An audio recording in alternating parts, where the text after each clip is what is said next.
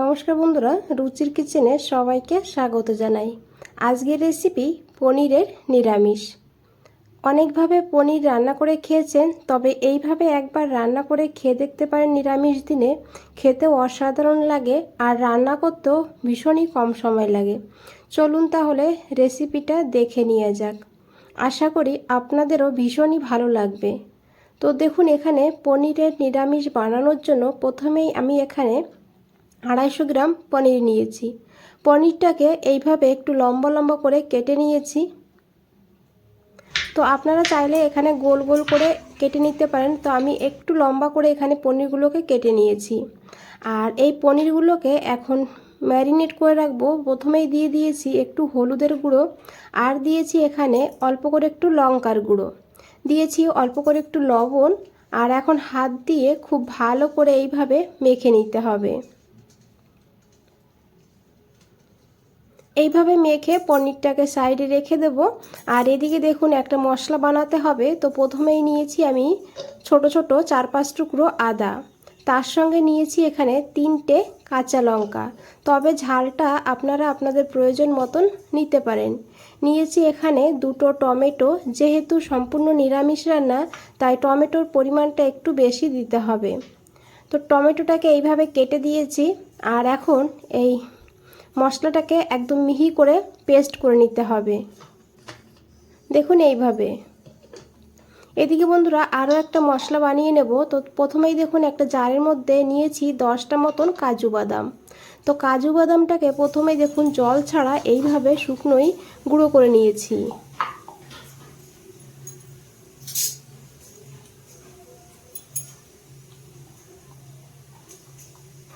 এইভাবে যদি প্রথমে একটু গুঁড়ো করে নেওয়া হয় তাহলে কিন্তু এই কাজু বাদামের পেস্ট একদম স্মুথভাবে তৈরি হবে। তো তারপরে দিতে হবে এখানে টক দই। এখানে আমি 3 চামচ টক দই নিয়েছি। আর এর একটা মিহি পেস্ট বানিয়ে নিতে হবে। এদিকে দেখুন, একটা কড়াই বসিয়ে দিয়েছি। কড়াইটা গরম হয়ে গেলে দিয়ে দিতে হবে সাদা তেল 2 চামচ, তার সঙ্গে দিয়েছি এখানে 1 চামচ ঘি। আপনারা এখানে ঘিয়ের জায়গায় বাটারও দিতে পারেন। আর তারপরে দিয়েছি এখানে গোটা গরম মশলা, তার সঙ্গে দিয়েছি একটা শুকনো লঙ্কা, আর দিয়েছি 1/2 চামচ গোটা জিরা। ফোড়নটাকে একটু ভেজে নিতে হবে। তারপরে দিতে হবে এখানে গোলমরিচ, 4-5টা গোলমরিচ দিয়েছি। আর তারপরে ফোড়নটাকে ভালো করে দেখুন এইভাবে ভেজে নিতে হবে। সুন্দর একটা গন্ধ বেরিয়ে গেলে দিয়ে দিতে হবে টমেটো আদার পেস্ট, দিয়ে খুব ভালো করে মশলাটাকে কষিয়ে নিতে হবে যেন টমেটো আদার কাঁচা গন্ধ না থাকে। তো দেখুন বন্ধুরা, মশলাটা ভালোভাবে কষানো হয়ে গিয়েছে আর মশলা থেকে কিন্তু তেলও ছেড়ে দিয়েছে। এখন এখানে দিতে হবে কিছু গুঁড়ো মশলা। প্রথমেই দিয়েছি এখানে পরিমাণ মতন লবণ, আর তারপরে দিয়েছি দেখুন এখানে ভাজা জিরের গুঁড়ো। এখানে আমি শুকনো খোলায় 1 চামচ জিরে আর গোটা গরম মশলা, এলাচ, লবঙ্গ, দারচিনি দিয়ে ভালো করে ভেজে তারপরে গুঁড়ো করে নিয়েছি। আর তারপরে দিয়েছি এখানে 1/2 চামচ কাশ্মীরি লঙ্কার গুঁড়ো। কাশ্মীরি লঙ্কার গুঁড়োতে কিন্তু ঝাল হয় না, তবে কালারটা ভালো হয়, সেই কারণে দিয়েছি। আপনারা না দিতে চাইলে নাও দিতে পারেন। দিয়েছি 1/2 চামচ হলুদের গুঁড়ো, আর দিয়েছি এখানে অল্প করে একটু জলটা দিয়ে এখন মশলাটাকে খুব ভালো করে কষিয়ে নিতে হবে যত সময় না মশলার থেকে তেল আলাদা হয়ে যাচ্ছে। তো এখানে আমি ঢাকা দিয়ে দিয়ে মশলাটাকে কষিয়ে নেব। তো দেখুন 2-3 মিনিটের জন্য ঢাকা দিয়ে রেখেছিলাম। 2-3 মিনিট পর ঢাকনাটা খুলে নিয়েছি। এখন একবার খুব ভালো করে এইভাবে মিশিয়ে নেব। মশলাটা কিন্তু এখানে ভালো করে কষানো হয়ে গিয়েছে দেখুন, আর মশলা থেকে তেলও ছেড়ে দিয়েছে। আর এখন দিয়ে দিয়েছি এখানে অল্প করে একটু চিনিটা দিয়ে খুব ভালো করে মিশিয়ে নিয়েছি।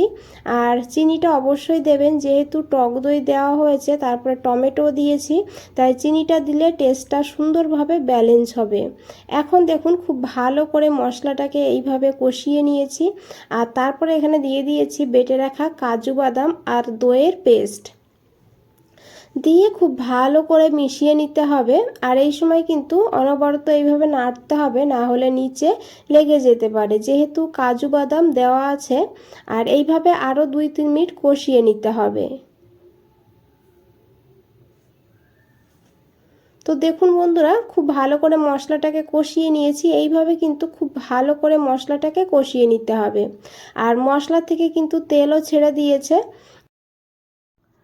আরেকটা কথা বলে রাখি বন্ধুরা, যদি রেসিপিটা ভালো লাগে তাহলে অবশ্যই একটা লাইক করে দেবেন, চ্যানেলটাকে সাবস্ক্রাইব করে পাশে থাকবেন। তো দেখুন মশলাটা কিন্তু খুবই ভালো করে কষানো হয়েছে, দেখে বোঝাই যাচ্ছে।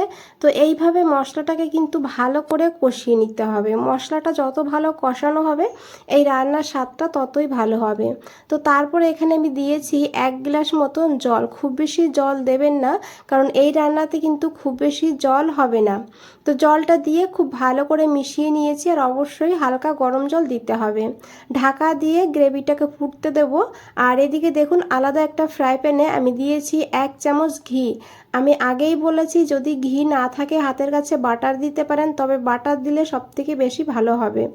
তো ঘিটা গরম হয়ে গেলে আমি দিয়ে দিয়েছি একটু আদা কুচি। দেখুন আদাটাকে এইভাবে লম্বা লম্বা করে কেটে নিয়েছি। দিয়েছি এখানে একটা লঙ্কা কুচি। আর এখন দিয়ে দিতে হবে এখানে সে ম্যারিনেট করে রাখা পনিরগুলো।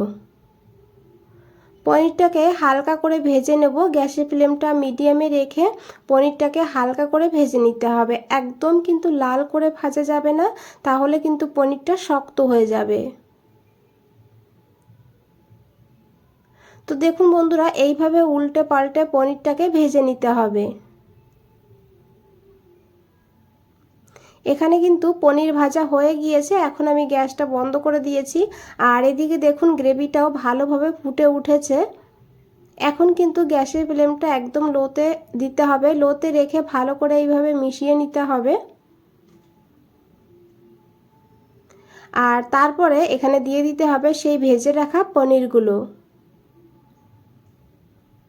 এর থেকে বেশি আর ভাজলে তখন কিন্তু পনিরটা শক্ত হয়ে যাবে আর খেতেও ভালো লাগবে না। এখন খুব ভালো করে একবার মিশিয়ে নেব। আর তারপরে ঢাকা দিয়ে আরও 2 মিনিট রান্না করব লো ফ্লেমে। 2 মিনিট পর ঢাকনাটা খুলে নিতে হবে। আর তারপরে খুব ভালো করে একবার মিশিয়ে নিতে হবে। তো দেখুন এইভাবে একটু গামাখা করে ঝোলটা রাখতে হবে, তাহলে কিন্তু টেস্টটা খুবই ভালো হবে। তো এখানে আমি নিয়েছি 1 চামচ কাসুরি মেথি। কাসুরি মেথিটাকে একটু শুকনো খোলায় ভেজে নিলে তাহলে এইভাবে সুন্দরভাবে গুঁড়ো হবে। দেখুন এইভাবে। তো আমি একটু শুকনো খোলায় ভেজে নিয়েছি, তারপরে হাত দিয়ে এইভাবে গুঁড়ো করে দিয়ে দিয়েছি। আর কাসুরি মেথিটা অবশ্যই দেওয়ার চেষ্টা করবেন, এর ফ্লেভারটাও কিন্তু খুবই ভালো হয়। তো খুব ভালো করে মিশিয়ে ঢাকা দিয়ে আরও 2-3 মিনিট রান্না করব লো ফ্লেমে। 3 মিনিট হয়ে গিয়েছে, ঢাকনাটা সরিয়ে নিয়েছি। আর এখন একবার খুব ভালো করে মিশিয়ে নিতে হবে।